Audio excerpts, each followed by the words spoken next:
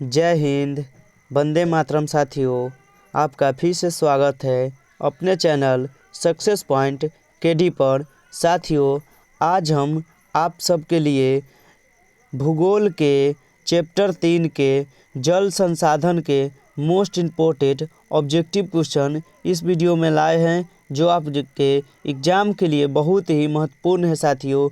तो आप लोग हमारे वीडियो में शुरू से लास्ट तक बने रहिएगा, ताकि आपको सभी क्वेश्चन अच्छी तरह से याद हो जाए और एग्ज़ाम में आपसे एक भी क्वेश्चन नहीं छूट पाए। साथियों, मैं आपको बता दूं कि इस चैनल पर आपको 10th की तैयारी बहुत ही बेहतरीन ढंग से कराई जाती है।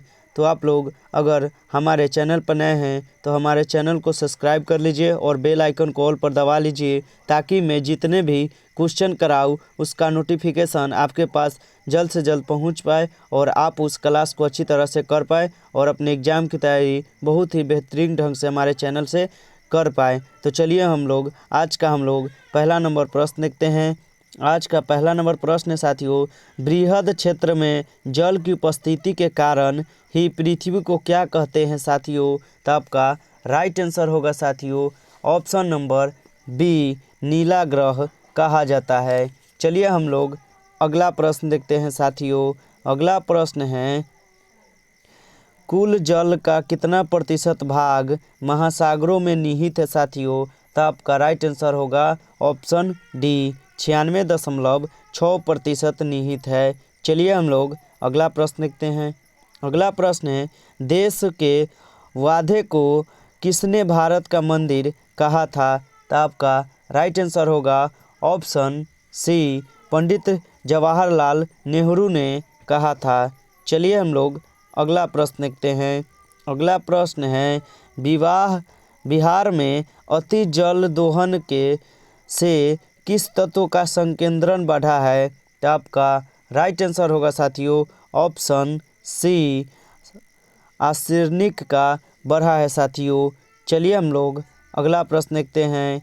अगला प्रश्न है साथियों, जल किस प्रकार का संसाधन है? तो आपका राइट आंसर होगा ऑप्शन ए, चक्रीय संसाधन है जल। चलिए हम लोग अगला प्रश्न देखते हैं। अगला प्रश्न है साथियों, भारत में प्रयुक्त कुल जल का सबसे अधिक समानुपात किस क्षेत्र में है? तो आपका राइट आंसर होगा ऑप्शन बी, सिंचाई। चलिए हम लोग अगला प्रश्न देखते हैं। अगला प्रश्न है साथियों, पृथ्वी का कितना प्रतिशत भाग धरातल जल से आच्छादित है? तो आपका राइट आंसर होगा ऑप्शन बी, 71%।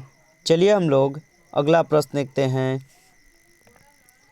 अगला प्रश्न है, निम्नलिखित दक्षिणी भारतीय राज्यों में से किस राज्य में भूमिगत जल उपयोग इसके कुल भूमिगत जल संभव्य से अधिक है? तो आपका राइट आंसर होगा ऑप्शन सी, तमिलनाडु में। चलिए हम लोग अगला प्रश्न देखते हैं। अगला प्रश्न है, घन किलोमीटर में दी गई निम्नलिखित संख्याओं में से कौन सी संख्या भारत में कुल वार्षिक को दर्शाता है? तो आपका राइट आंसर होगा ऑप्शन डी, 4000। चलिए हम लोग अगला प्रश्न देखते हैं। अगला प्रश्न है, निम्नलिखित नदियों में से किस नदी में सबसे ज़्यादा पुनः प्रति योग्य भूमिगत जल संसाधन है? तो आपका राइट आंसर होगा ऑप्शन सी, ब्रह्मपुत्र में। चलिए हम लोग अगला प्रश्न देखते हैं। अगला प्रश्न है, इनमें से किस परियोजना का प्रमुख उद्देश्य बाढ़ नियंत्रण रहा है? तो आपका राइट आंसर होगा ऑप्शन ए, गोदावरी का। चलिए हम लोग अगला प्रश्न देखते हैं। अगला प्रश्न है, राष्ट्रीय जल नीति किस वर्ष घोषित की गई थी? तो आपका राइट आंसर है ऑप्शन सी, 1987 ईस्वी में किया गया था। चलिए हम लोग अगला प्रश्न देखते हैं। अगला प्रश्न है, महासागरों में कुल जल की कितनी मात्रा है? तो आपका राइट आंसर होगा ऑप्शन डी, 90% है महासागरों में कुल जल की मात्रा। चलिए हम लोग अगला प्रश्न देखते हैं। अगला प्रश्न है, इंद्रपुरी जलाशय परियोजना किस राज्य में है? तो आपका राइट आंसर होगा ऑप्शन ए, बिहार राज्य में है। चलिए हम लोग अगला प्रश्न देखते हैं। अगला प्रश्न है, प्राणियों के शरीर में कितना प्रतिशत जल की मात्रा निहित होती है? तो आपका राइट आंसर है ऑप्शन डी, 65% होता है। चलिए हम लोग अगला प्रश्न देखते हैं। अगला प्रश्न है, प्रति व्यक्ति प्रति वर्ष जल उपलब्धता की दृष्टि से विश्व में भारत का कौन सा स्थान है? तो आपका राइट आंसर होगा ऑप्शन डी, 133वां स्थान है। चलिए हम लोग अगला प्रश्न देखते हैं। अगला प्रश्न है, देश में सर्वाधिक वर्षा कहाँ होती है? तो आपका राइट आंसर होगा ऑप्शन बी, मासी नाराम में होती है। चलिए हम लोग अगला प्रश्न देखते हैं। अगला प्रश्न है, देश की कुल विद्युत का कितना हिस्सा जल विद्युत से प्राप्त होता है? तो आपका राइट आंसर है ऑप्शन डी, 17.39%। चलिए हम लोग अगला प्रश्न देखते हैं। अगला प्रश्न है, भारत में जल का सबसे अधिक उपयोग किया जाता है? भारत में जल का सबसे अधिक उपयोग कहाँ पे किया जाता है? तो आपका राइट आंसर होगा ऑप्शन ए, सिंचाई में किया जाता है। चलिए हम लोग अगला प्रश्न देखते हैं। अगला प्रश्न है, विश्व के कुल जल संसाधन का कितना भारत में उपलब्ध है? तो आपका राइट आंसर होगा ऑप्शन सी, 4%। चलिए हम लोग अगला प्रश्न देखते हैं। अगला प्रश्न है, गंडक परियोजना कहाँ विकसित है?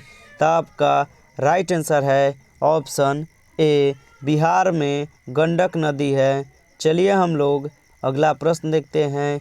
अगला प्रश्न है, चंबल परियोजना के अंतर्गत 3 बांध गांधी सागर, राणा प्रताप सागर कहाँ बनाए गए हैं? तो आपका राइट आंसर होगा ऑप्शन बी, कोटा में बनाया गया है। चलिए हम लोग अगला प्रश्न देखते हैं। अगला प्रश्न है, खारे जल की सबसे बड़ी झील कौन है? तो आपका राइट आंसर है ऑप्शन बी, लोनार है। चलिए हम लोग अगला प्रश्न देखते हैं।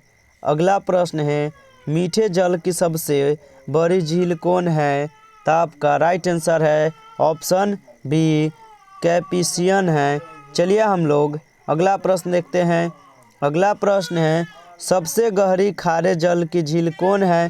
तो आपका राइट आंसर होगा ऑप्शन ए, मृत सागर है।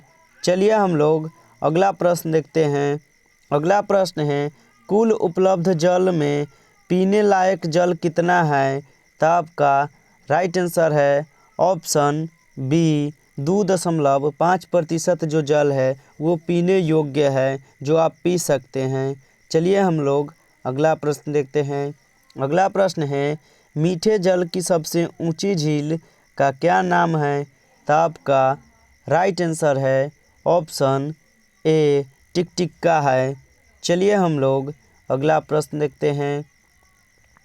अगला प्रश्न है, इनमें से राजस्थान की सबसे महत्वपूर्ण परियोजना कौन सी है? तो आपका राइट आंसर होगा ऑप्शन सी, इंदिरा गांधी नगर है। चलिए हम लोग अगला प्रश्न देखते हैं। अगला प्रश्न है, इनमें से किस परियोजना का मुख्य उद्देश्य बाढ़ नियंत्रण रहा है? तो आपका राइट आंसर होगा ऑप्शन बी, कोसी। चलिए हम लोग अगला प्रश्न देखते हैं।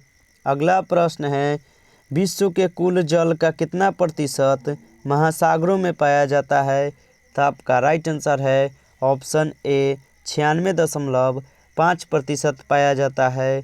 चलिए हम लोग अगला प्रश्न देखते हैं।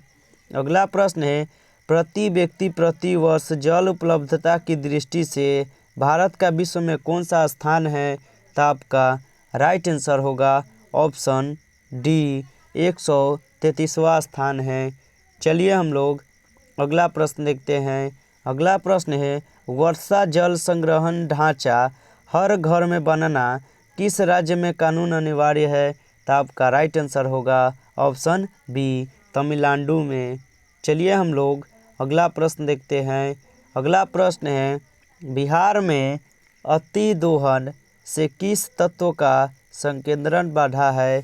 तो आपका राइट आंसर होगा ऑप्शन सी, आर्सेनिक का बढ़ा है। चलिए हम लोग अगला प्रश्न देखते हैं। अगला प्रश्न है, कुल जल का कितना प्रतिशत भाग महासागरों में निहित है? तो आपका राइट आंसर होगा ऑप्शन सी, 96.5% महासागरों में निहित है। चलिए हम लोग अगला प्रश्न देखते हैं। अगला प्रश्न है, प्राणियों के शरीर में कितना प्रतिशत जल की मात्रा निहित होती है? तो आपका राइट आंसर होगा ऑप्शन सी, 65% होता है। चलिए हम लोग अगला प्रश्न है। अगला प्रश्न देखते हैं। अगला प्रश्न है, देश के पौधों को किसने भारत का मंदिर कहा था? तो आपका राइट आंसर है ऑप्शन सी, पंडित जवाहरलाल नेहरू ने कहा था। चलिए हम लोग इस वीडियो का लास्ट प्रश्न देखते हैं। लास्ट प्रश्न है, बृहद क्षेत्र में जल की उपस्थिति के कारण ही पृथ्वी को हम क्या कहते हैं? तो जल की उपस्थिति के कारण ही पृथ्वी को हम लाल ग्रह कहते हैं। आशा होगा कि आप लोगों को हमारा वीडियो अच्छा लगा होगा, तो हमारे वीडियो को पसंद आया होगा तो वीडियो को लाइक और चैनल को सब्सक्राइब जरूर कीजिएगा और अपने दोस्तों के पास शेयर जरूर कीजिएगा, ताकि उनका भी 10th की तैयारी बहुत ही बेहतरीन ढंग से हो पाए। साथियों, मैं जितने भी क्वेश्चन कराता हूँ वो सारे क्वेश्चन VVI होते हैं, तो आप लोग हमारे क्लास को डेली ज्वाइन कीजिए और अच्छी तरह से अपने 10th की तैयारी कर लीजिए। चलिए हम लोग मिलते हैं नेक्स्ट वीडियो में, तब तक के लिए मन लगाकर पढ़ाई कीजिए।